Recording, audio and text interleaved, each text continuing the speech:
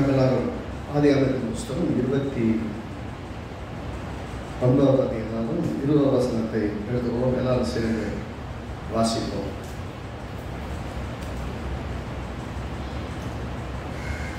அதற்கு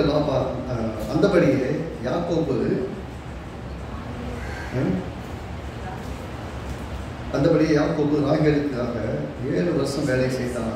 அவள் பேரில் இருந்த பிரியத்தினாலே அந்த வருஷங்கள் அவளுக்கு கொஞ்ச நாளாய் தோன்றினது. திரும்ப உதசிப்போம்.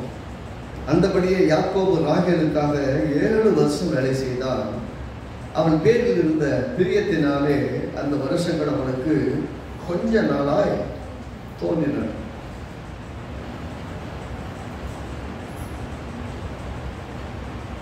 நல்லா எப்பயுமே இந்த யாக்கோபுடைய ஸ்டோரியில இந்த பகுதி எப்பயுமே பயங்கரமா பிரசங்கம் பண்ணும்போது கொஞ்சம் கஷ்டமா தான், சிரிப்பு அடைக்கிறது கொஞ்சம் கஷ்டம். ஆக்சுவலா ஆபிரகாமுடைய பிள்ளையாக யாக்கோபு ஈசாக்கு 2 பசங்க இருந்தாங்க. அது ஒருத்தங்க ஏசாக்கும் யாக்கோபு. யாக்கோபு ஏமாத்தி எல்லா ஆசீர்வாதங்களையும் வாங்கிட்டான். இப்போ சிரேஷ்ட புத்த பாகத்தையும் அந்த இடத்துல வாங்கிட்டான். அவனுக்கு ஒரே ஒரு பாகம் மட்டும்தான் இருக்கு. அந்த பாகம்ன்றது வந்து சொத்து. ஆனால் எப்படி பண்ற ஆசீர்வாதத்தை வாங்கிட்டு வந்தான். வாங்கிட்டு வந்திருக்கிறது ஆசீர்வாதம். சொத்துல 2 பங்கு, அண்ணனுக்கு போக வேண்டிய பங்கு 2 பங்கு வாங்கிட்டு வந்தான். ஆனால் அந்த பங்குல ஒத்த பைசா அவனுக்கு வைக்க முடியல. பங்கு ஆசீர்வாதமாக வாங்கிட்டு ஊரை விட்டு ஓடிவாங்க. கர்த்தர் வழியை வரும்போது வெறும் ஒரு குச்சியை மட்டும் வழியில கல்லா மேடா மண் எங்க கால் வைக்கிறோம் தெரியணும்ல, இருட்டு போகும்போது அதுக்காக ஜீவராசி வந்து அடிக்க வருதுன்னா தாக்க வருதுன்னா அடிச்சு துறக்கிறதுக்காக குச்சி எடுத்துட்டு போறோம். ஒரு கோடும் தடியுமாய் கிளம்பி வரோம். கர்த்தர் அவனோட கூட பேசுகிறான். மாதிரி ஏமாத்திட்டு வரலாம். உயிருக்கு பயந்து ஓடிட்டு இருக்கான். அவன் கர்த்தர் சொல்றாரு, நீ போகிற இடத்துலலாம் உன்னை ஆசீர்வதித்து திரும்ப உங்க அப்பா வீட்டு கொண்டு வருவேன். உன்னை பெரிய ஜாதியா நான் மாற்றுவேன். உங்கள் அப்பாவுக்கு சொன்ன வாக்குத்தத்தை தான் உங்களுக்குள்ள நான் நிறைவேற்றுவேன் அப்படின்னு சொல்கிறார். உனக்கு செஞ்சிருவாருன்னு நம்பிக்கை தான் சொல்கிறான். நீங்கள் அப்படி செஞ்சுட்டீங்கன்னா, என்னை ஆசீர்வதிச்சு பெரிய ஆளாக்கிட்டீங்கன்னா எனக்கு கிடைக்கிறதெல்லாம் உங்களுக்கு தசமாக்கெல்லாம் செலுத்துவேன். அம்மா உற்சாகம் மீது சொல்லி வைக்கிறான். ஆனால் அங்கே போனால் மொத்த பைசா பேரல. 7 வருஷம் போகிறான். மாமா பொண்ணை பார்க்குறான். மாமா பொண்ணு சூப்பராக இருக்கும். பார்த்த உடனே அப்பா ராகேல் சூப்பராக இருக்குப்பா அப்படின்னு சொல்லிட்டு கல்யாணம் பண்ணுறதுக்கு 7 வருஷம் வேலை பார்க்குறான். வேலை பார்த்துட்டு பொண்ணு கொடுக்கலாம் அப்படின்னா அவங்க மாமனார் அதே அதிகாரத்தை பார்த்தீங்கன்னா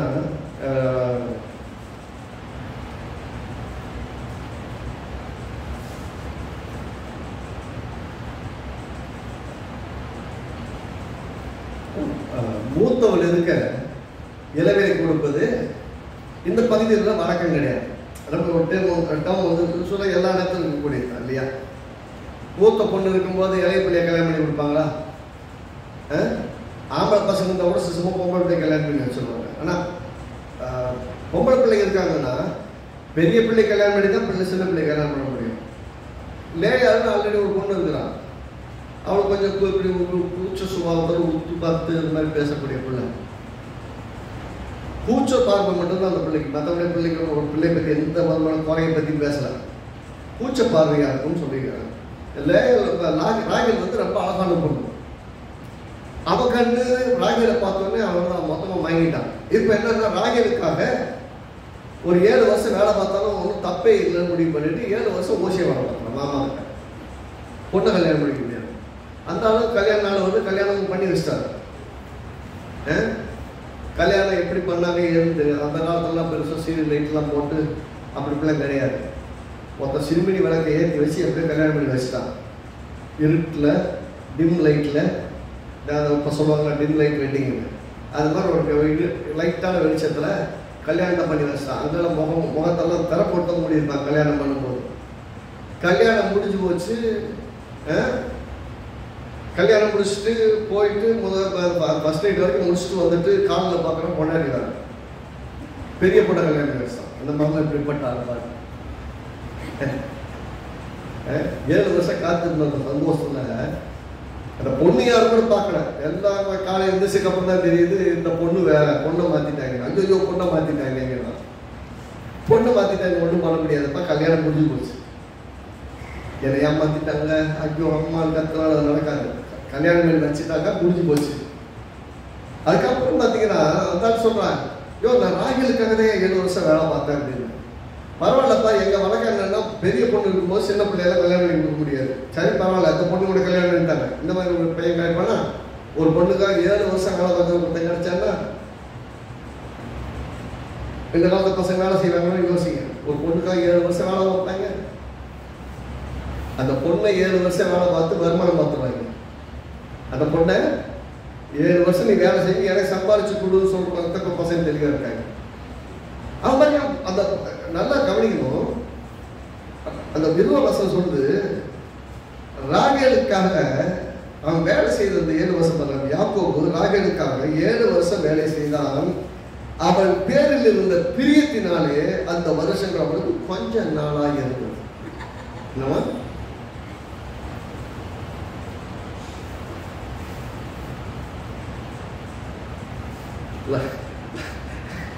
லவ் பண்ற வரைக்குமே, அந்த லவ் பண்ணிட்டு கல்யாணம் பண்ணணும்னு ஆசைப்படலாம். அது வரைக்குமே அந்த நாள்ல கொஞ்ச நாளா தெரிஞ்சுதான். கல்யாணம் பண்ணதுக்கு அப்புறம் யோசிச்சு பாருங்க, ஓடி ஓடி விழுந்து விழுந்து அங்க நின்று இங்க நின்று அங்க பார்த்து இங்க பேசி எப்படியாவது கரெக்ட் பண்ணி கல்யாணம் முடிச்சுவாங்க. கல்யாணம் முடிச்ச நாள் இந்த உன்னை ஏன் தான் நான் பார்த்தேன், நீ தான் என் வாழ்க்கையில நான் பண்ண முதல் தப்பு உன்னை கல்யாணம் பண்ணதான் நான் ஆரம்பிப்பேன். பார்த்துருக்கீங்களா? அப்படிதான் ஆரம்பிப்பேன். ஒரு காலத்தை மாலை தேரே பொன் மாலை பாருங்க, இப்ப மொத்தம் நாயை பெரிய பிசாசே அப்படிப்பாங்க.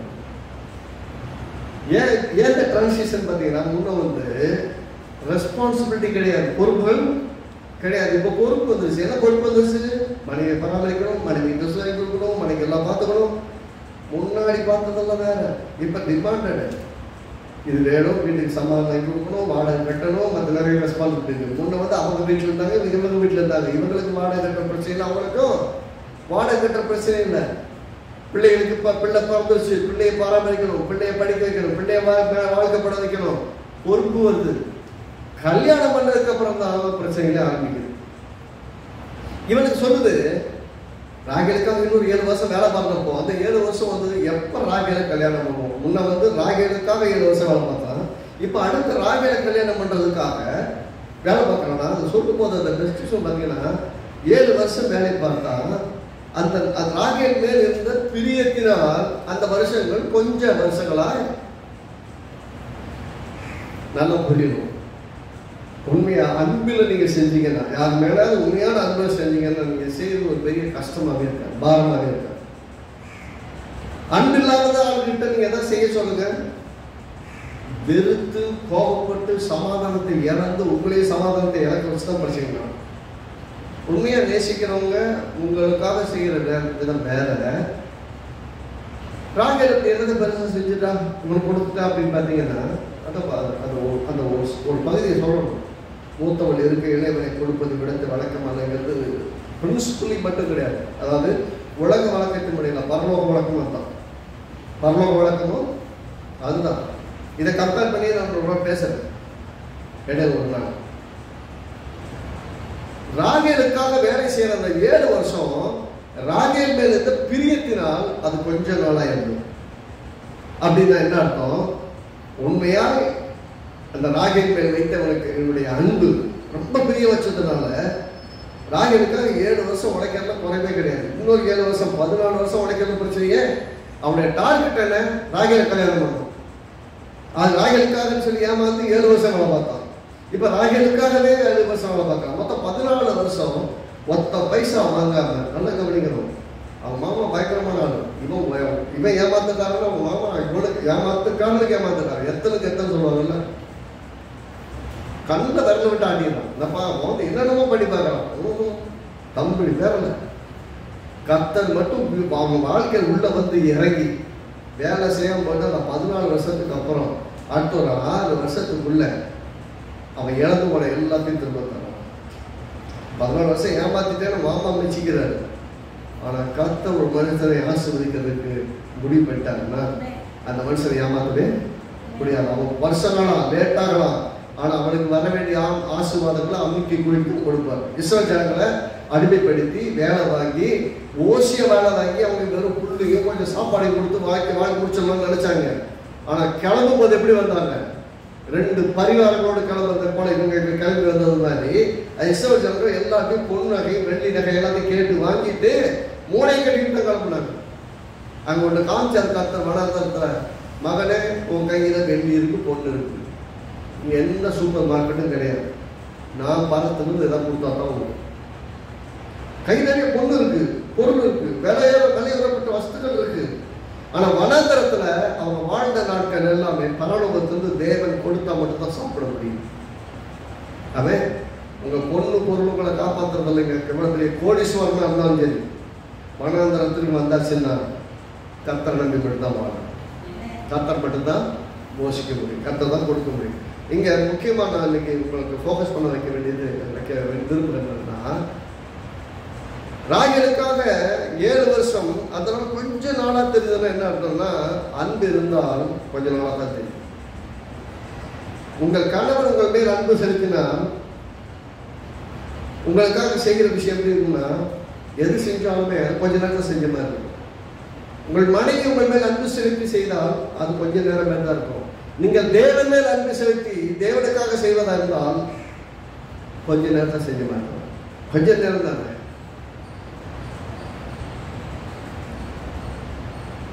அப்படின்னா இது வெறும் இங்க ஒரு பெண்ணின் மேல் வைத்த அன்பின் நிமித்தமாக கொஞ்ச நாள் இருந்தது மட்டும் இல்லை, தேவன் மேல் நீங்கள் உண்மையான அன்பு வைத்திருந்தால் நீங்கள் செய்கிற காரியங்கள் எப்படி இருக்குன்னா, அவர் மேல் வைத்த அன்பின் நிமித்தமாக நீங்கள் செய்கிற காரியம் ரொம்ப ஆசையா, ஆலயத்துக்கு போகணுமா ரொம்ப ஆசையா இருக்கும், ஜபத்தை போகணுமா ரொம்ப ஆசையா இருக்கும், தேவ சமூகம் உட்காரணுமா ரொம்ப ஆசையா இருக்கும். எவ்வளவு நேரம் ஆலோசிச்சதுக்கு அப்புறம் பார்த்தீங்கன்னா 2 மணி நேரம் 3 மணி நேரம் போயிருக்கும், கொஞ்ச நேரத்தில் முடிச்சிட்ட மாதிரி தெரியும். ஆனா பிடிக்காம நீங்க உட்காந்து பாருங்க, ஒவ்வொரு நிமிஷத்துக்கு வாட்சப்பா 1 மணி நேரம் ஜபம் பார்த்துட்டு 1 மணி நேரம் ஜபம் பிளான் பண்ணி வச்சுக்கோங்களேன். ஒவ்வொரு 5 நிமிஷத்துக்கு 1 நிமிஷத்துக்கு மொபைல் டைமை பார்த்துட்டு இருக்கு. ஏன்னா எப்போ டைம் ஆகும் எப்போ முடிக்கணும். ஏன்? அவன் மேல் உள்ள அன்புல செய்யறதுக்கும் வம்புல செய்யறதுக்கும் உள்ள வித்தியாசம் தான். வம்புக்குன்னு உட்கார ஜபத்தில் தூக்கம் வரும், அப்படியே சுத்திட்டு இருக்கும், உட்காந்து ஜபம் பண்ண உட்காருவாங்க. ஆசை இருக்கு ஜபம் பண்ணணும், ஆனா தூங்கிக்கிட்டே ஜபம் பண்ணுவாங்க. ஜபமும் போவாது, தூக்கமும் நிம்மதியா பட்டு தூங்கியிருந்தாலும் தூங்கி இருப்பாங்க, தூக்கி இருக்க மாட்டாங்க. தேவனுடைய ஆலயத்துக்கு போகணும்னா ஞாயிற்றுக்கிழமை அன்னைக்கு முன்னாடி என்ன பண்ணணும்? 7 நேரம் தூங்கி மறுநாள் காலை 7 நேரம் எந்திரிச்சு தேவ சமூகத்தை ஆயுதாயி வரணும். கஷ்டம்தான். தேவனுடைய சமூகத்துக்கு இங்கே ஆலயத்துக்கு போய் வாட்ஸ் எல்லாம் பஸ்ஸை பிடிச்சி வந்து சேர்றதுலாம் கஷ்டமா இருக்குது, இல்லைன்னு சொல்லணும். ஆனால் முதலாவது தேவனுடைய ராஜ்யத்தை தேடணும். அவருக்கு எவ்வளவு நீங்க முக்கியத்துவம் கொடுக்குறீங்களோ, அவர் ரொம்ப சொல்றாங்க, அவர் ரொம்ப நேசிச்சீங்கன்னா அவருக்கு முக்கியத்துவம் கொடுப்பீங்க. உங்க கணவரை நேசித்தீங்க அவருக்கு முக்கியத்துவம் கொடுப்பீங்க, உங்க மனைவி நேசமும் முக்கியத்துவம் கொடுப்பீங்க, உங்க பிள்ளைகளை நேசித்தா முதல் இடத்த வைப்பீங்க. உண்மைதானே? உங்க பிள்ளைங்க உண்மையா உங்க மேல அன்பு செலுத்தாங்கன்னா என்ன நடக்கும்? நீங்க சொல்றதெல்லாம் நல்லதுங்கிறதையும் உங்களோட கூட நடக்கிறதையும் உறுதியா இருப்பாங்க. இல்லைன்னா என்ன ஆகும்? நீங்க சொல்றதை கேட்க மாட்டேன்னு பிடிவாதம் பண்ணிப்பாங்க. அது வழக்கமா எல்லா இடங்களும் நடக்க முடியுது. இங்க யாக்கோபுக்கு லேயாள் மேல் ராகேல் மேல் இருந்து அளவில்லாத அன்பு அந்த வேலை பார்த்த நாட்கள் ரொம்ப கொஞ்ச நாளா தெரிஞ்சது. அப்படி சொல்றதுக்கு காரணம் என்னன்னா, அவளை எந்த அளவுக்கு நேசித்தார். நீங்க தேவனை உண்மையாய் நேசித்தால் ஜபம்ன்றது பெரிய கஷ்டமா இருக்கு. உதாரணம் பாருங்க, மத்தேயு எழுதின சுவிசேஷம் 26வது அதிகாரத்துல மத்தேயு 26:41 இயேசு தம்முடைய சீசர்களுக்கு இடத்துல பேசும்போது இப்படியாக சொல்றான். மத்தேயு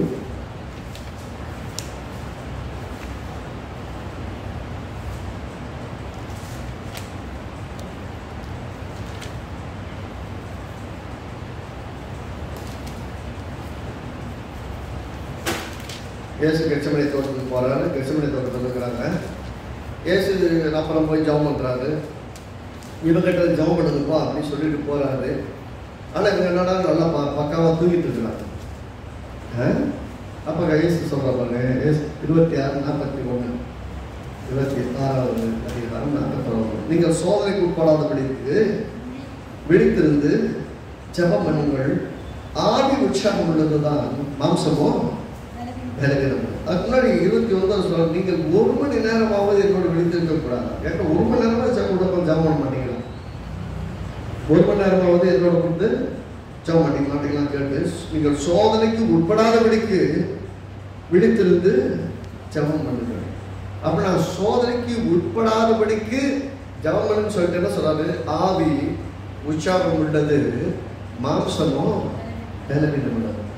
ஆவிங்க வந்து ஆசையா இருக்கும், ஜெபம் பண்ணணும், வேதத்தை வாசிக்கணும், ஆராதிக்கணும், ஆலயத்துக்கு போகணும், ஜெபத்தை கலந்து போகணும், உள்ள பெரிய தாகம் இருக்கும். உடம்பு ஒத்து வராது. பார்த்துருக்கீங்களா? நிறைய வேலை செய்து மனசு ஃபுல்லாக ஆசையா இருக்கும். ஆனால் எந்திரிக்க முடியாது, உட்கார முடியாது, சில வேலை செய்ய முடியாது, முடியலங்கிறதுனாலேயே மனம் அடிது வந்துடும். எப்போ நம்மளால உற்சாகமாக செய்யணும்னு ஆசை வரும்போது நம்ம உடம்பு ஒத்துழைக்கலையோ, அப்போ என்ன நம்ம டோட்டல் கான்ஃபிடென்ட்டும் உடஞ்சி போயிடும், தைரியமும் உடஞ்சி போயிடும். அநேக சமயத்தில் இந்த அங்கே அப்படித்தான். இயேசு ரொம்ப அடுத்த நாள் என்ன நடக்க போகுதுன்னு இயேசுக்கு தெரியும். அதனால அவர் போய் உட்காந்து பிதா சமூகத்தில் ஜெபம் பண்றாரு. எப்படி ஜெபம் பண்றாரு? பிதாவே, இந்த பாத்திரம் என்னை விட்டு நீங்க கொடுமானால் நீங்க படி செய்யும், ஆகிய நெல் சித்தத்தின்படியே உங்களுடைய சித்தத்தின்படியே ஆகட்டும் சித்தத்துக்கு ஒப்பு கொடுத்து ஜெபம் பண்ணிட்டு இருக்கிறாரு. நாளைக்கு என்ன நடக்க போகுதுன்னு இவங்களுக்கு தெரியல, யாருக்கு கூட போன சீசனுக்கு தெரியல. ஆனா முன்னாடியே சொல்லியிருக்கிறாரு, என்னை பிடிப்பாங்க, என்னை சிலுவையை அறைந்து என்னை கொலை செய்வார், சிலுவைன்னு சொல்ல என்னை கொலை செய்வார்னு சொல்லியிருக்கிறாரு. அந்த அளவுக்கு தான் தெரியும். ஆனா உடனே நடக்க போதான்னு அவங்களுக்கு தெரியல. ஏதோ இயேசு போய் ஜெபம் பண்றாரு. வழக்கம் போல அவர் ஜெபம் பண்ற மாதிரி இருக்கிறான். என்ன ஆல்நெட் ப்ரேயர் போடுறதுக்கு நீங்க தனியா போய் ஜெபம் பண்ண போயிருக்காருன்னு நினைச்சிட்டு இருக்கிறாங்க. வந்து பார்த்தா தூங்கிட்டு இருக்கிறாங்க. சில சமயம் பார்த்தீங்கன்னா உங்கள் வாழ்க்கையில இந்த ஜெப நேரம் அவசியமா இருக்கும். ஆனால் உங்களால் ஜெபம் பண்ண முடியாது. ஜெபம் பண்ண பிரயாசப்படுவீங்க, உங்க மனசெல்லாம் வலிக்கும், உடம்பெல்லாம் வலிக்கும், சுத்தி இருக்க சூழலே சமாதானமா இருக்காது. உங்களால் ஜெபம் பண்ணவே முடியாதப்போ சரி இந்த சபை ஜெபம் தான் பண்ணுவோமேன்னு உங்க உடம்பு எந்திரிக்கணும் பார்ப்பீங்க, உங்க உடம்பு ஒத்து வரும். நல்லா யோசிங்க. தேவன் மேல இயேசு கிறிஸ்து மேல உண்மையான அன்பு இருந்திருந்தா இவங்களுக்கு அன்பு இல்லாமலாம் கிடையாது. ஆனா அங்க இருக்கும்போது நல்லா பார்த்துங்க, உண்மையான எந்த அளவுக்கு அன்பு அவங்க இருந்துருந்ததுன்னா, அவரோட பிரச்சனை வரும்போது கத்தி எடுத்து காதை வரைக்கும் வெட்டின பேதுரு காட்டி கொடுத்து எடுத்துட்டு போயிட்டாங்க. ஒருத்தர் தெரிச்சு ஓடி போயிட்டான். எப்படி காப்பாத்துறதுக்கு காதளவுக்கு வெட்டுறதுக்குலாம் ரெடியா இருந்தவன், அவருக்கு பிரச்சனை சிறுகளை கொண்டு போயிட்டாங்கன்னு ஓடியே போயிட்டான். அங்க ஆளே இவரை பத்தி என்ன சொல்லுவாங்க, கைது பண்ணாங்க, இவரை பத்தி என்ன சொல்லுவாங்க, கூட்டத்தில் வேடிக்கை பார்த்துட்டு அவர் யாருமே தெரியாதுன்னு சொல்ற அளவுக்கு போயிட்டான். உண்மையான அன்பு இருந்திருந்தா எப்படி நடந்திருக்குன்னா, பின்னாடி ஆவியில் நிறைந்ததுக்கு அப்புறம் அதே ஜனங்கள் மத்தியில் நின்று நீங்கள் தான் கொலை செய்து பேசுறானே, அதுதான் உள்ள ஆவியில் அந்த பலம். இங்க ஜெபம் பண்ணும்போது சொல்றாரு, ஆவி உற்சாகம் உள்ளது, மாம்சமோ நிறைய பேர் சொல்ல மாம்ச பலவீனத்தை முக்கியத்துவப்படுத்துவாங்க, ஆவியினுடைய உற்சாகத்தை தடுத்து போக முடியும். எப்ப ஆவி உற்சாகமா இருக்கும்போது நீங்க அதாவது எந்திரிச்சு உட்கார்ந்து முட்டி போட்டு உட்கார்ந்து ஜெபம் பண்ணவே முடியலன்னா கூட உள்ளுக்குள்ள பாடி துதித்து ஆராய்ந்து படுத்துக்கிட்டே நீங்க அதை பண்ணீங்கன்னா கூட கர்த்தரோட கூட உறவாட ஆரம்பிச்சீங்க. திரும்ப நீங்க எப்படி எந்திரிச்சு உட்காந்தீங்கன்னு தெரியாது, எப்படி ஜெபம் பண்ண ஆரம்பிச்சீங்கன்னு தெரியாது. உங்க உடம்பெல்லாம் சொல்ல உன்னால முடியாதது இல்ல, என்ன பலப்படுத்துறதுனால எல்லாவற்றையும் செய்ய எனக்கு பலன் உண்டு, தேவ ஆவியானவர் என்னை பலப்படுத்துவார் அப்படின்னு சொல்லிட்டு நீங்க அர்ப்பணிப்போடு உட்கார்ந்து ஆராதிக்க ஆரம்பிச்சீங்கன்னா, படுத்துக்கிட்டே கூட நீங்க ஆராதிக்க ஆரம்பிச்சீங்கன்னா பலன் எப்படி நிரப்பும்னே தெரியாது. ஒரு முறை நாங்க பிரேயருக்காக போயிருந்தப்போ, பிரேயருக்காக போய் ஊர்ல இருந்தோம். ரொம்ப முடியல, எனக்கு ஜெபம் பண்ணணும், காலையில எந்திரிக்கவும் முடியல, அப்படி முடியாம படுத்து கிடக்கிறேன். ஆனா படுத்துக்கிட்டே துதிக்க ஆரம்பிச்சு பாட ஆரம்பிச்சதுதான். கொஞ்ச நேரத்தில் எப்படி அந்த பலன் வச்சுன்னு தெரியாது. எந்திரிச்சு உட்காந்து ஜெபம் பண்ண ஆரம்பிச்சு மணி கணக்க போச்சு. சில பலவீனப்படும் போது நம்ம பலவீனமா இருக்கிறோம், பரவாயில்ல படுத்து தூங்கிடலாங்கிறது கிடையாது. அந்த சூழ்நிலையை மேற்கொள்ளணும். அதான் இயேசு சொல்லுகிறாரு, மாம்சம் பலவீனம் உள்ளது, ஆவியோ உற்சாகம் உள்ளது. அப்படின்னா ஒன்னு அந்த பலவீனத்தை அக்காமடேட் பண்ணணும். அக்காமடேட் பண்ணணும்னா பரவாயில்ல, ஏத்துக்கலாம், இந்த பலவீனம் எனக்கு இருக்கு, நான் பலவீனன் அப்படின்ட்டு போயிடலாம். இல்லைன்னா அதை மொத்தம் அடிச்சு காலி பண்ணணும், எலிமினேட் பண்ணணும். Accommodate or eliminate. அக்காமடேட் பண்ணணுமா எலிமினேட் பண்ணணுமாங்கிறது நம்ம கிட்ட தான். நான் பலவீனமாய் உணரும் போதே நான் கிறிஸ்துவுக்குள் பலவானமாய் இருக்கிறேன் என்று பவுல் சொல்றாரு. அப்படி அந்த சூழ்நிலை எப்படி செய்யணும்னா, இப்போ ஆவி உற்சாகம் அடைஞ்சிச்சுன்னா மாம்சத்தின் பலவீனம் எலிமினேட் ஆகும். அப்படி என்ன செய்யணும்? இயலவில்லை என்று சொல்லி நீங்கள் யோசிக்கிற அந்த நேரத்தில் முட்டி போட்டு உட்காந்து ஜெபம் பண்ணணும் அப்படின்னு ஆசைப்படுறீங்க, இல்லை உட்கார்ந்தாலும் ஜெபம் பண்ணணும்னு நினைப்பீங்க, எதுக்குமே வழியில் படுத்திருக்கீங்க, பரவாயில்ல, உங்கள் உதடுகள் துதிகளால் நிறைய ஆரம்பிக்க அந்த இடத்துல தேவ பிரசவம் நடக்கும். உங்கள் சரீரத்திலே தேவ பலன் தங்கும். ஆவியானவரை மீண்டும் எழுப்பி உட்கார வைக்கும், கூட பிரிக்க வைப்பார். அந்த பலன் வந்து உங்க பலத்தினால் நடக்கிற விஷயம் கிடையாது, உங்களை அறியாமல் உங்களுக்கு தேவாவியான கொடுக்கிற பலன். அப்ப நீங்க என்ன பண்றீங்க? அப்படி துதிக்க ஆரம்பிக்கும் போது இந்த பலவீனத்தை நீக்கி போடுகிறீர்கள். பலவீனம் சொல்லிட்டு முடியலைங்க, நான் வரணும்னு ஆசைப்படுறேன், என்னால முடியலைங்க, ஆராதனை வரணும்னு ஆசைப்படுற முடியலைங்க, ஜபத்துக்கு வரணும் தான் நினைக்கிறேன் முடியலைங்க, இப்படி முடியலன்னு சொல்றது இல்லை. நம்முடைய முடியலன்னு சொல்ற நிலைமையிலும் உண்மையாய் தேவனை நேசித்தார், அவருடைய வார்த்தையை நேசித்தார், அவரோடு உறவாடுவதை நேசித்தார், நமக்கு அந்த நேரம் கொஞ்ச நேரம் தான் இருக்கிறோம். எவ்வளவு ஆராதிச்சாலும் பத்தாவது மாதிரி அந்த தாபம் தனியிலே தனியாது. ஃபாதரையா ஒரு பாட்டு பாடுறாங்க, தண்ணீர் வெள்ளங்களும் தனிக்க முடியாது. அது எதை கொண்டு என்ன வெஞ்ச் பண்ணிட முடியாது, அமுத்தி விட்டுற முடியாது. ஒரு நெருப்புல தண்ணியை ஊத்துனா அணைஞ்சிடும். ஒரு பெரிய வெள்ளம் வந்துச்சுன்னா அதெல்லாம் அணைஞ்சு போயிடும். இது காட்டு தீயோட பெரிய தீ. கத்தரை குறித்ததான பத்தி வைராக்கியம் உள்ள பத்தி எரிய ஆரம்பிச்சுன்னா அது யாராலையும் அடக்கவே முடியாது. என்ன வந்து தடுத்தாலும் சரி, உலகமே இருந்தாலும் சரி, நான் என் தேவனை ஆராதிப்பது எதுவும் தடுக்கவே முடியாது. ஆனா இப்பயும் பாருங்க என்ன பிரச்சனை அப்படின்னா, நீங்க சரியா அப்படி செய்ய நினைக்கிறீங்க, ஆனா செய்ய விடாது. எபேசியர் நிருபம் 2வது அதிகாரம் 2வது வசனம் பார்க்கிறேன். எபேசியர் நிருபம் 2வது அதிகாரம் 2வது வசனம்.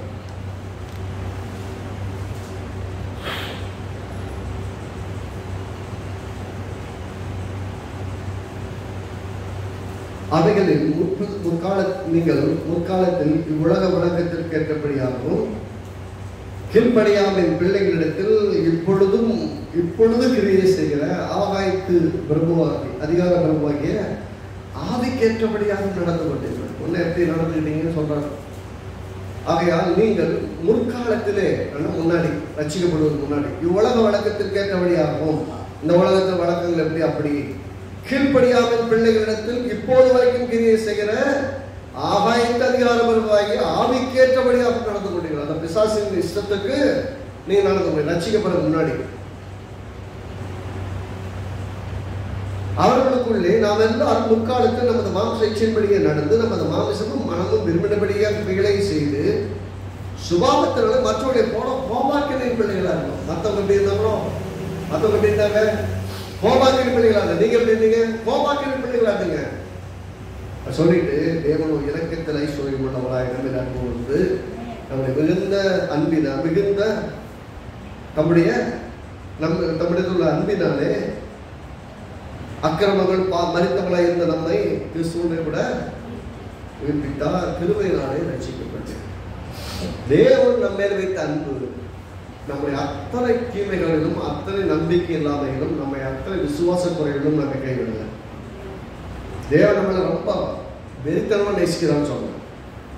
எந்த அளவுக்கு நேசிக்கிறாங்க? உயிரை கொடுத்த சிலுவையிலே உயிரை கொடுத்து நம்மளை நேசிக்கிறார்.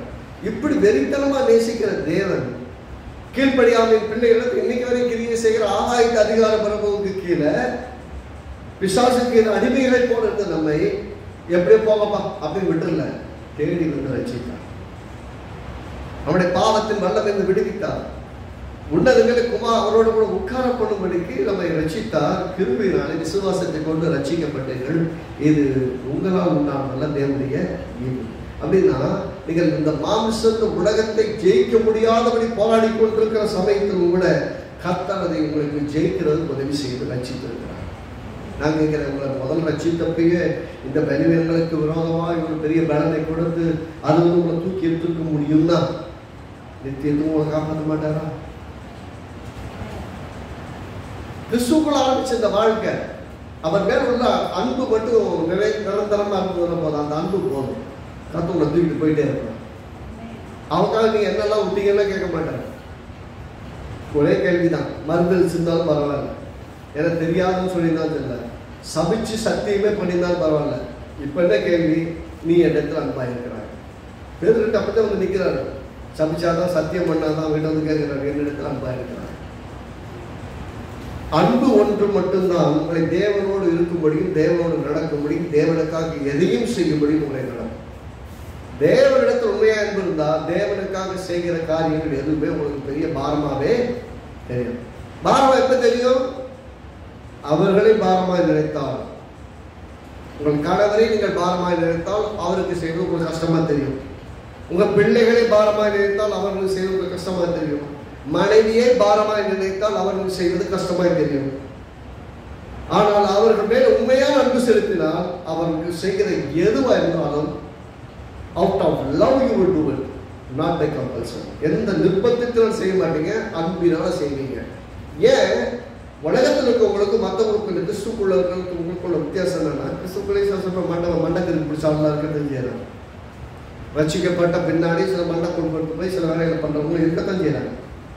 அங்கே பணத்தை கேட்டு பொருளை கேட்டு வரதட்சணை கேட்டு இப்படி பிரச்சனை பண்ணக்கூடிய ஆட்கள் சில ஆட்களுக்கு தான் செய்யறாங்க. அவங்களுக்கு என்ன தெரியலன்னா, எல்லாம் தேவனுக்கும் எனக்கு கொடுக்கப்படுதுங்கிறது பதிலாக நான் இந்த மனைவியை நேசித்து என்ன மறந்துடுறாங்கன்னா, அந்த வாக்குத்தத்தம் பண்ணி கல்யாணம் பண்றாங்க இல்லையா, அந்த உடன்படிக்கை பங்கிருக்கும் போது என் பணத்தாலும் என் பொருளாலும் எல்லாவற்றாலும் என் மனைவியை நேசித்து கனப்படுத்தி அப்படிலாம் சொல்றாங்கல்ல, சுத்தமா மறந்துடுறது. ஏதோ சொன்னாங்க, நான் சொன்னேன்னு நினைச்சிருப்பாரு. அது கவர்னன், அது உடன்படிக்கை. நான் ரொம்ப எளிமையா சொல்லுவேன், எந்த ஒரு ஆண் எனக்கு பணம் கொடுத்தா தான் அந்த பொண்ணை கல்யாணம் பண்ணுன்னு சொல்றானோ, இல்லை அந்த பெற்றோர்கள் வரதட்சணை நகையெல்லாம் கொடுத்தா தான் என் பிள்ளை பையனுக்கு பொண்ணை எடுப்பேன்னு சொல்றாங்களோ, அவன் நல்ல கிறிஸ்தவங்களே கிடையாது. உண்மையிலே கிறிஸ்தவங்களே கிடையாது, கிறிஸ்துவுக்குரிய விசுவாசமே கிடையாது. அந்த பொண்ணு கொண்டு வர பணம் உங்களுக்கு கௌரவம் நினைச்சீங்கன்னா நீங்க சம்பாதிச்சு அந்த காரியங்களை செய்யும். நீங்க சம்பாதிக்க ஏன் உங்க பிள்ளையால முடியாதுன்னு நினைக்கிறீங்களா? அதனாலதான் வர்ற மனைவி பொருளோட வரணும்னு நினைக்கிறீங்களா? தேவைகள் இருக்குது. திருமணம்னா சும்மா சாதாரண விஷயங்கள். ரெண்டு குடும்பத்துக்கும் செலவினங்கள் இருக்குது. செலவினங்களை பகிர்ந்து கொள்ளலாம்னு சொல்றது கூட நியாயம் இருக்கு. நீங்க 50% போடுங்க, நான் 50% போடுறேன், கல்யாணத்தை நடத்துவோம், சிம்பிளா நடத்தலாம், கிராண்டா நடத்தலாம், நம்மளால எவ்வளவு செலவழிக்க முடியும் நிர்வாகத்தின் அடிப்படையில் இருக்குது சொல்லலாம். அது வேற. உண்மையா என் வீட்டுக்கு ஒரு பிள்ளை வரப்போகிறான்னு பார்த்தாங்கன்னா அந்த குடும்பம் ரொம்ப சிறந்த குடும்பம். கர்த்தரோட ஆசீர்வாதமான மகளை என் வீட்டில் அனுப்புகிறான்னு நினைச்சாங்க. வர்றது நம்ம வீட்டுக்கு வரும்போதே பெரிய சொத்து பொண்ணு போகலாம். அவங்க அப்பாவெல்லாம் சுரண்டிட்டு என் வீட்டில் சேர்க்கணும்னு நினைக்கிற ஒரு ஆட்டிடியூட் இருந்ததுன்னா அவங்க நல்ல கிறிஸ்தவங்களும் கிடையாது. அவங்க கிறிஸ்தவங்க சொல்லியிருக்கு என்ன பொறுத்த தகுதியே கிடையாது. கர்த்தரின் ஆசீர்வாதமே ஐஸ்வர்யம் தரும். கர்த்தரின் ஆசீர்வாதம் ஐஸ்வர்யம் தரும். பணத்துக்காக பொருளுக்காக எத்தனை குடும்பங்களை சேர்த்திருக்காங்க கிறிஸ்துவ குடும்பங்கள். கிறிஸ்துக்குள்ள இருக்கவங்களுக்கு தேவன் மேல் அன்பு இருந்தா, வரப்போற மனைவி மேல் அன்பு இருந்தா, குடும்பத்தின் மேல் அன்பு இருந்தா அவங்க செய்யற காரியம் நல்லா இருக்கும். விசேஷமா பார்த்திருக்கீங்களா? இங்க மருமகள் பொண்ணு வருது பாத்தீங்களா, அது வரும்போதே கொஞ்சம் புஷ்பை டைப் பண்ணுவாங்க. போனதுக்கப்புறம் இந்த வீட்டை கலவரம் பண்றதுக்குன்னே வருவாங்க. சில சமயம் உள்ள நுழைஞ்ச நாளில் இருந்து எப்ப தனியா போகலான்னு யோசிச்சு சில புத்திசாலித்தனமான பெற்றோர் இருக்காங்க. இவங்களை வச்சு மேய்க்க முடியாது, கல்யாணம் முடிச்சிட்டியா வீடப்பா ஓடிப்போ, நல்லதா கெட்டதா நீ வாங்கி போடு, நீ சாப்பிடு, அரைச்சிக்கோ, குடிச்சுக்கோ, கட்டிக்கோ, என்னமெல்லாம் பண்ணிக்கோ, என் கண்ணு முன்னாடி வேற ஓடி போய் பார்த்து விட்டுருவோம். ஏன்னா அவங்களாம் பழக்க தெரிஞ்ச பேரண்ட்ஸ். இவங்களை கையில கூட வச்சுக்கிட்டு அடிக்கிற சண்டை கூத்தெல்லாம் பார்த்து நம்மளால இருக்கவே முடியாது, கழுவி விட்டுறாங்க. என்னை பொறுத்த வரைக்கும் தனியாக போனதுக்கப்புறம் வேலை செய்யும் போது தான் தெரியும் அதனுடைய கஷ்டங்கள் எல்லாம். தனியாக அதை நிர்வாகம் பண்ணி ஃபினான்சியல் நிர்வாகம் பண்ண தெரியாமல் அடி விழுந்து நஷ்டப்பட்டு கஷ்டப்பட்டு சமாதானம் இல்லாமல் போய் அப்புறம் புரிஞ்சுக்கிட்டு உட்காந்து யோசிச்சு 2 பேரும் கணக்கு போட்டு இவ்வளோதான் வருமானம் வந்து தான் செலவழிக்கணும்னு யோசிச்சு கரெக்டாக திட்டம் பண்ணி வாழ ஆரம்பிப்பாங்க. அது வரைக்கும் அப்பா எல்லாம் செலவு பண்ணிட்டு இருப்பாரு, பையனுக்கு ஒன்றுமே புரியாது. வந்த மருமக பிள்ளைக்கு என்ன நடக்குதுன்னு தெரியாது, எல்லாம் நடக்குதுன்னு இருப்பாங்க. அந்த பொறுப்பே வராது. இப்போ தனியாக விட்டு பாருங்க, நீ சம்பாதிக்க நீ சாப்பிட்ற. இப்போ எக்ஸ்ட்ரா துண்டு விழுதுக்கு என்ன வரணும், அப்பா கிட்ட வரணும். இல்லை ஒன்று இந்த அப்பாட்ட வரணும், அவங்க அப்பாட்ட போகணும், யாரோ ஒரு அப்பாட்ட போகணும், ரெண்டு அப்பாட்ட போகணும். அப்போ தான் தெரியும் இந்த கஷ்டத்தினோட ஃபினான்ஷியல் சத்தங்கள். இல்லை நான் நிறைய சம்பாதிக்கிறேன், இவங்க வீட்டுக்கு போய் செலவழிச்சிடுறேன் அப்படின்னு நினச்சிருந்தீங்கன்னா பரவாயில்ல, நீங்கள் தனியாக இருங்க, சம்பாதிங்க, செலவழிங்க, மிச்சத்தை சேர்த்து வைங்க. இல்லையா? யாருக்கும் ஒன்றும் கேட்க வேண்டியது. முதல்ல அன்பு தான் டிரைவிங் ஃபோர்ஸ். அன்பு இருந்தால் நீங்கள் குடும்பத்தை கரெக்டாக நடத்துவீங்க. அன்பு இல்லைன்னா அந்த குடும்பத்தை சிறப்பாக நடத்தவே முடியாது.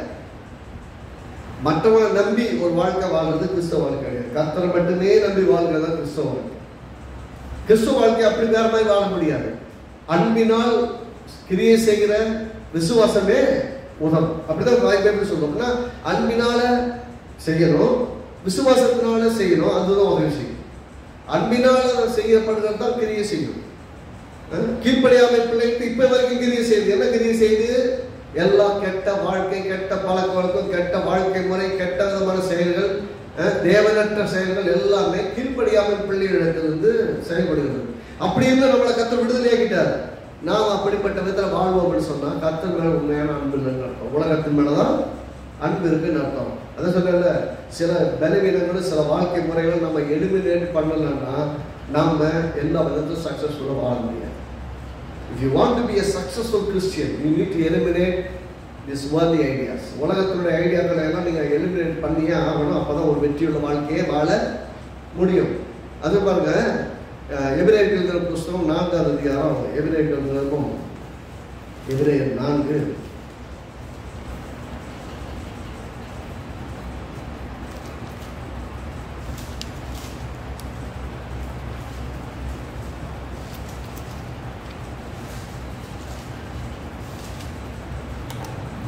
எபிரேயர்களுக்கும் 4ஆம் அதிகாரத்தில் 7ஆம் வசனம் வாசிப்போம். எபிரேயர் 4:7. ஆகையால் பரிசுத்த ஆவியானவர் சொல்லுகிறபடி, இன்று அவருடைய சத்தத்தை கேட்பீர்களாக, வனாந்தரத்தில் கோபம் ஊற்றின போதும் சோதனை நாள் நடந்தது போல உங்கள் இருதயங்களை கடினப்படுத்தாதவர்கள். திரும்ப சொல்லுவோம், பரிசுத்த ஆவியானவர் சொல்லுகிறபடியே இன்று அவருடைய சத்தத்தை கேட்பீர்களாக, வனாந்தரத்திலே கோபம் ஊற்றின போதும் சோதனை நாட்களிலும் நடந்தது போல உங்கள் இருதயங்களை கடினப்படுத்தாதவர்கள். பிரச்சனை என்ன சொல்றாரு? இருதய கடினம். இருதய கடினம். இயேசு கிறிஸ்து போதகம் பண்ணும்போது சில இடங்கள்லாம் பார்த்துக்கும்போது இயேசு கிறிஸ்து வந்து கேட்குறாங்க, மோசே வந்து ஒரு பெண்ணை தள்ளிவிடலாம்னு சொல்லியிருக்கிறார், டைவர்ஸ் பண்ணலாம்னு சொல்லியிருக்கிறார், நீங்க என்ன சொல்றீங்க அப்படி இயேசு கிட்ட கேட்கிறார். நீங்க என்னையா சொல்றீங்க? இப்ப இயேசு என்ன சொல்றாரு? இயேசு கிட்ட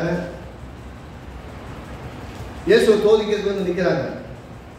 கர்த்தர் வந்து குடும்பத்தை அன்பா இருக்கும்படியான ஒரு குடும்பத்தை உண்டாக்கி இருக்கிறார். கணவன் மனைவி நேசம், மனைவி கணவன் நேசம் ஒரு நல்ல குடும்பமா இருக்குன்னு நினைத்திருக்கிறார்.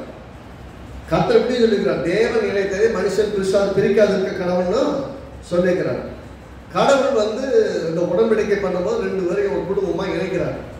அது இவங்க டிசைட் பண்றாங்க, நான் உங்களோட வாழ முடியாது, ஒன்றை விட்டு நான் போறேன், 2 விட்டு நீ போய், அப்படி இவங்க மனுஷன் டிசைட் பண்றான். தேவ சமூகத்துல உட்கார்ந்து இணைகிறாங்க, ஆனா மனுஷ புத்தியில பிரிகிறாங்க.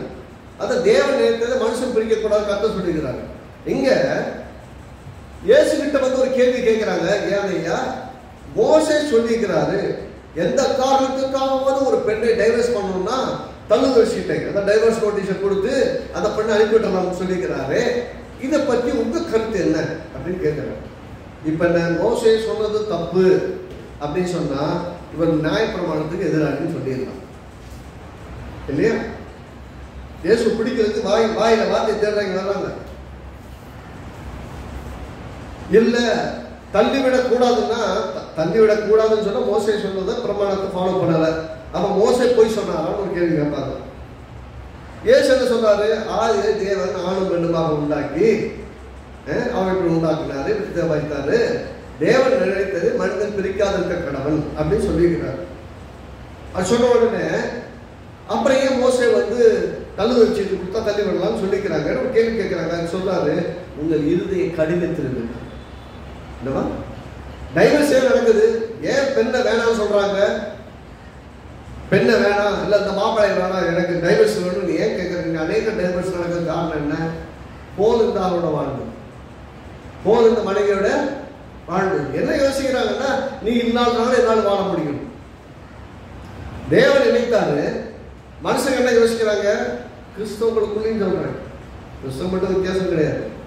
உலகத்தில் தொழிலாளி செய்யற கிறிஸ்தவங்கள விஷயங்கள்லாம் கிடையாது. கிறிஸ்தவங்களும் சில சமயம், ஆனால் கிறிஸ்தவங்களுக்கு நல்லா நடக்கக்கூடிய இந்த மாதிரி விஷயங்கள் கொஞ்சம் குறைவுதான்.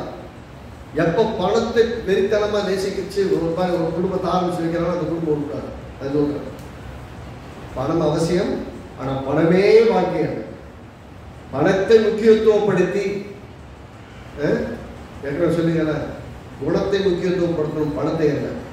நல்ல குணசாலியான ஒரு ஸ்திரீன்னா காசு கொடுத்து கூட அந்த பெண்ணையே நம்ம வீட்டுக்கு கொண்டு வரலாம், தப்பே கிடையாது. எப்படி இல்லை, காசே செலவழிக்க வேண்டாம், நீங்க ஒன்றும் பண்ண வேணாங்க, இருக்கிற மாதிரி அப்படியே அனுப்புங்க, நான் பார்த்துருக்கேன். நான் சொல்றேன், அந்த மாதிரி குணசாலியான பெண்ணை வீட்டுக்கு வந்துச்சுன்னா வீடு விசுவாசத்தினாலும் ஆசீர்வாதத்தினாலும் கட்டப்பட்டு வீடு அலங்கரிக்கப்படும். உண்மையாக அப்ப விசுவாசத்தினால இருக்கக்கூடிய வாழ்க்கை தான் சிறப்பு. இங்க சொல்றாரு, உங்க இருதய கடிதத்தை இயேசு சொல்றாரு, ஏங்க அப்ப மோசே டைவர்ஸ் வாங்கிக்கலாம், அடிப்பட்டுலாம் போங்க அப்படி ஏன் சொன்னார் அப்படின்னு அவங்க இருதய கடிதத்தில் தம்பிக்கிறார். இது ஆதி முதல்ல தேவன் நியமித்தது. டைவர்ஸ் கர்த்தருடைய பிரின்சிபிளே கிடையாது. ஆனா கர்த்தர் அப்படியே மோசே அப்படி சொல்ல சொன்னாரு. என்ன பண்றது? நடுத்தூர்ல விட்டு போயிடுறேன், நடுத்தூர்ல விட்டு போயிடுறேன். இந்த பொண்ணு வாழணுமான்னு தெரியல, இப்படி இருக்கணுமான்னு தெரியல. அட்லீஸ்ட் டைவர்ஸ் நோட்டீஸ் கொடுத்தாலும் வேற வாழ்க்கையாவது பார்க்கறதுக்கு இந்த பிள்ளைக்கு வாய்ப்பு இருக்கு. நிறைய சமயம் ஆண்கள் தான் டைவர்ஸ் நிறைய பண்ணாங்க. அதனால தான் சொல்றாரு, பெண்களை பெண்களாகவே மதிக்கப்படாத காலங்கள். இன்னைக்கு மட்டும் என்ன கேட்குறீங்களா? இன்னைக்காக உலக சம உரிமை நிறைய விஷயங்களை பேசுறாங்க, ஈக்குவாலிட்டியை பற்றி சொல்றாங்க. அன்னைக்கெல்லாம் பெண்கள் பெண்களாக மதிக்கப்படலை. டைவர்ஸை கொடுத்துட்டு தள்ளுதல் சீட்டை கொடுத்துட்டு போயிட்டே இருப்பாங்க, அவ்வளோதான். இப்படி அப்படியே விட்டுட்டு போவாதப்பா, அட்லீஸ்ட் டைவர்ஸ் நோட்டீஸாக கொடுத்துட்டு போவோம். இந்த பொண்ணு டைவர்ஸ் ஆன பொண்ணுன்னா அவனுக்கும் இந்த பொண்ணுக்கும் சம்மந்தம் இல்லை. இந்த பொண்ணு நினைச்சா ஒரு பையனை கல்யாணம் பண்ணிக்கலாம், அந்த பையன் நினைச்சா ஒரு பொண்ணை கல்யாணம் பண்ணிக்கலாம். நீ போய் யாரோட கல்யாணம் பண்ணிக்கிற, ஆனா இந்த பொண்ணை கல்யாணம் பண்ணி வாழ முடியாம பண்ணிடுற, வாழ்க்கை கேட்கல அப்படின்னு சொல்லிதான் இந்த இது ஏற்படுத்துறாங்க. அப்புறம் கர்த்தர் எப்படி பார்க்கிறாரு?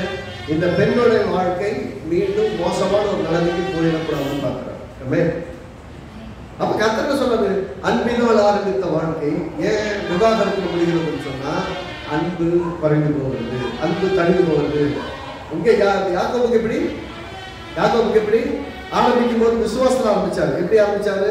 அந்த பெண்ணின் மேல இருந்த அன்பினாலே அந்த நாட்கள் ரொம்ப கொஞ்சமா தெரியும். தேவன் மேல இருந்த அன்பிலே வாழ்ந்தப்போ ரொம்ப கொஞ்ச நாள் தெரியும், ரொம்ப ஆசையா இருக்கும், நேசமா இருக்கும். ரொம்ப அன்பு தனியாக ஈஸியா கண்டுபிடிச்சலாம். தேவ சமூகம் உங்களுக்கு கஷ்டமா இருக்கும், தேவனை தேடுவது கஷ்டமா இருக்கும், தேவனை ஆராதிக்கிறது கஷ்டமா இருக்கும், தேவனுடைய வார்த்தைகளை தேடுவது கஷ்டமா இருக்கும், தேவனுடைய ஆலயத்தை தேடுவது கஷ்டமா இருக்கும், ஜப கூட்டம் அந்த மாதிரி விஷயங்களை கலந்து கொள்வது கஷ்டமா.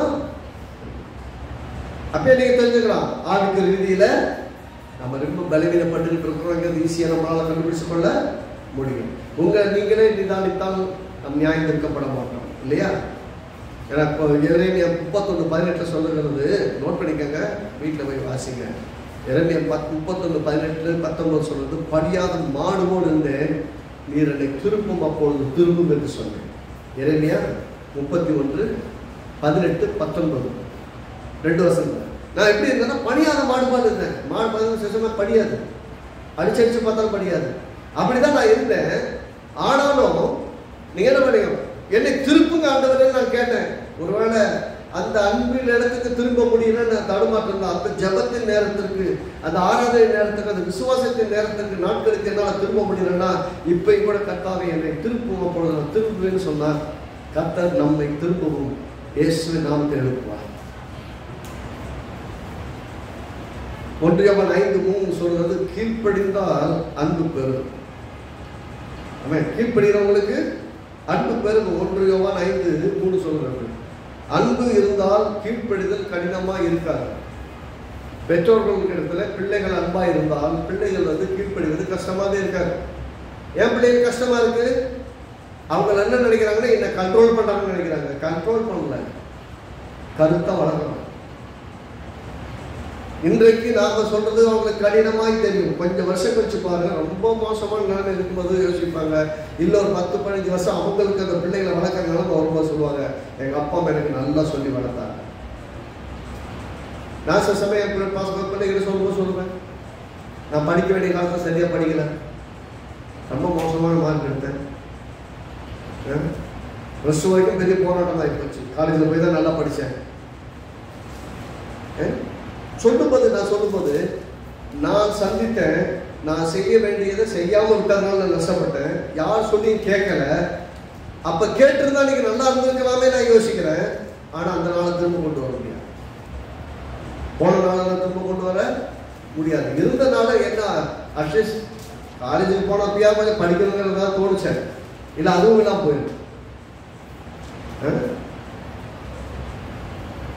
ரொம்ப அடிபட்டு திருந்துறதை விட நீ அடிபடுவதற்கு முன்பாக, நீ விழுவதற்கு முன்பாக இந்த இடத்துல விழுந்து விடுவாய் சொல்லும் போதே கீழ்ப்படிந்தால் நல்லது. விழுந்துருவேன்னு சொன்னதுக்கு அப்புறமா போய் விழுந்துட்டு வந்து உட்காந்து உடஞ்சி அழுது ரொம்ப கஷ்டம். அதை விட நிற்கிறேன் என்று சொல்கிற நீங்கள் விழாமல் இருக்கும்படி பார்த்துக்கொள்ளும். அவ்வளவுதான். நீங்க நிற்கிறேன்னு நினைச்சீங்கன்னா சந்தோஷம், நல்லது. ரொம்ப ஸ்டெடியா நிற்கிறேங்க, சந்தோஷம். பார்த்தீங்கன்னா அந்த மத இருந்துட்டு நடக்கிறவங்கள பார்த்துருக்கீங்களா, நேராகவே நடக்க மாட்டாங்க, நேராக நடக்க முடியாது அவங்களால. அவங்க நேராக நடக்கிறாங்க நினைச்சிட்டு நடப்பாங்க, அவங்கள பொறுத்த நேராக நடக்கிறாங்க. நீ நல்லா பாருங்க, அப்படியே போவாங்க, அப்படியே அளவாச்சுக்கிட்டே போவாங்க. அவங்கள பொறுத்த கரெக்டாக நேராக நடக்கிறாங்க. நான் ஸ்டெடி, நீங்க பிடிக்க போனீங்கன்னா அப்போ அது ஸ்டெடி அது தோட அப்படி வந்து விட்டுட்டு பழனி கலக்க வரைக்கும் போவாங்க. அது அந்த பாம்பு நெளிஞ்சு போகிற மாதிரியே போகும், நேராக நடக்க மாட்டாங்க. சரி, மனுஷங்க விரும்ப போகிறோம், பாவம் போய் கையை பிடிக்க கேட்டால் தொடாது, நான் ஸ்டெடியாக இருக்கேன். அவங்க நினைக்கிறாங்க ஸ்டெடியாக நடக்கிறாங்க. பார்க்கறவங்க வீடியோ எடுத்து அந்த மாதிரி ஆளுக்கு வீடியோ எடுத்து நீ எவ்வளோ ஸ்டெடியாக நடந்த பாருன்னு போட்டு காட்டுறாங்க. ஏன்னா தொடாத அப்படிலாம் சொல்கிறாங்கல்ல, அதுக்கெல்லாம் போட்டு காட்டி இவ்வளோ ஸ்டெடியாக நடக்கிற மாதிரி நான் ஸ்டெடின்னு நினைக்கிறேன், நீ ஸ்டெடியாக நடக்கிறன்னு தான் நினைக்கிறேன். உன் மைண்டு சொல்லுது நான் ஸ்டெடியாக நடக்கிறேன், நீ ஸ்டெடியாக நடக்கலை. நீ ஸ்டெடியாக நடக்க அந்த போதையில் இருக்கும்போது ஸ்டெடியாக நடக்கிறாங்கன்னு சொன்னால் அவங்க ஸ்டெடியாக நடக்கிறதுன்னு தெரியாது, சொன்னாலும் புரியாது. அவங்களோட சண்டை போட்டு இல்லைப்பா நீ ஸ்டெடியாகவே இல்லைன்னு சொல்கிறது பிரயோஜனமோ இல்லை. அவன் சொல்லி அந்த நேரத்தில் அப்பப்பா நீ ஸ்டெடியாக தான் இருக்குன்னு சொல்லிட்டு போகணும். நம்ம தெளிவாக இருக்கும்போது காட்டணும், தான் பார்த்துக்கணும், எவ்வளோ ஸ்டெடியாக நடக்கிறேன்னு பார்த்துக்கணும். பார்த்து என்ன சொல்லுவாங்க நீங்கள், எல்லாரும் அப்படி தான் இருக்காங்க, நான் மட்டும்தான் வித்தியாசம். அப்பையும் நான் என்னுடைய நிலை தருமாறு நிலைமையில அப்படி இருக்கேன்னு ஒத்துக்கவே மாட்டாங்க. அதே சமயங்களில் நம்ம தள்ளாடிட்டு இருப்போம், நம்ம கரெக்டாக இருக்கணும்னு நினச்சிட்டு இருப்போம். தேவனிடத்தில் உண்மையாக அன்பு செலுத்துறவங்க தன்னை சரிப்படுத்தி கொண்டே வருவாங்க, சீர்படுத்தி கொண்டே வருவாங்க, தேவனோட ஐக்கியப்பட்டு கொண்டே வருவாங்க, தேவனோட உறவாடி கொண்டே இருப்பாங்க. அப்போ நீங்கள் வாழ ஆரம்பிச்சிட்டிங்கன்னா ஒரு 10 வருஷம் கடந்துருப்பீங்க. பார்க்கும்போது எப்படி இருக்குன்னா, எப்படி யாக்கோபுக்கு ராகேல் மேலே இருந்த அன்பினால 7 வருஷம் வேலை செய்து ஒரு வேலை இருக்கும். நாளாவே கொஞ்ச நாள் மாதிரி இருந்தது, கொஞ்ச நாள் 7 வருஷம் கொஞ்ச நாள் மாதிரி இருந்தது போல தேவனோட நடக்கிற வாழ்க்கை திரும்பி பார்த்தீங்கன்னா இந்த 10 வருஷம் எப்படி கத்தோட நடந்து வந்துன்னு அவ்வளோ சுலபமாக கத்தவங்க நடந்து வந்தாலும் சொல்லி தேவனை கைப்பற்று. அன்பு இருந்தாலும் எல்லாமே உலக ரொம்ப சுலபமாக தெரியும். அன்பு இல்லைன்னா வாழ்க்கை முழுவதும் கஷ்டமாக தான் தெரியும். உங்களை சுற்றி இருக்கிற எல்லாமே கஷ்டமாக தெரியும், எல்லாத்தையும் நெருங்க ஆரம்பிக்கிறது. கர்த்தர் கிருபை தருவாராக, உங்களுக்கு வெற்றியை நடக்க உதவி செய்வார். ஆமென். God bless you all.